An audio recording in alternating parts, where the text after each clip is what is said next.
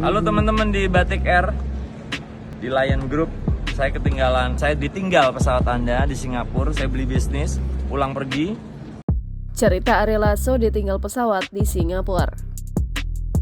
Musisi Ari Lasso mengaku ditinggal pesawat di Singapura. Ari Lasso menceritakan saat itu ia hendak pulang ke Indonesia dari Singapura karena ada jadwal manggung di Surabaya. Ari Lasso telah memesan tiket bisnis pada salah satu maskapai penerbangan untuk pulang ke Indonesia, dikutip dari laman Instagramnya pada Rabu 19 Oktober 2022. Semula, jadwal keberangkatan pesawat tersebut adalah pukul 17.35. Namun, Ari Lasso kemudian mendapat info adanya perubahan jadwal menjadi jam 19.35. Ari Lasso pun menunjukkan isi pesan di ponselnya yang menginformasikan perubahan jadwal tersebut. Karena ada pemberitahuan jadwal itu, Ari Lasso pun mengikutinya dan ia datang sebelum pukul 19.35 di Bandara Singapura. Namun, saat hendak naik di pesawat dengan jadwal tersebut, petugas menyebut bahwa itu bukan jadwal penerbangannya.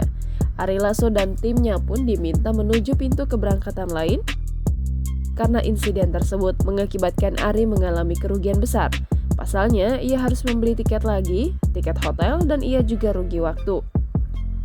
Ari Lasso berujar yang terpenting ia besok harus ke Surabaya untuk manggung. Ia berharap dengan adanya video tersebut, maskapai penerbangan bersangkutan bisa memperbaiki kinerja ke depannya. Sementara itu, dalam keterangan videonya, Ari Lasso menandai akun maskapai penerbangan tersebut. Di unggahannya, ia menyebut sempat terdampar gara-gara ditinggal pesawat. Ari Lasso dan timnya terdampar di Changi Airport, Singapura.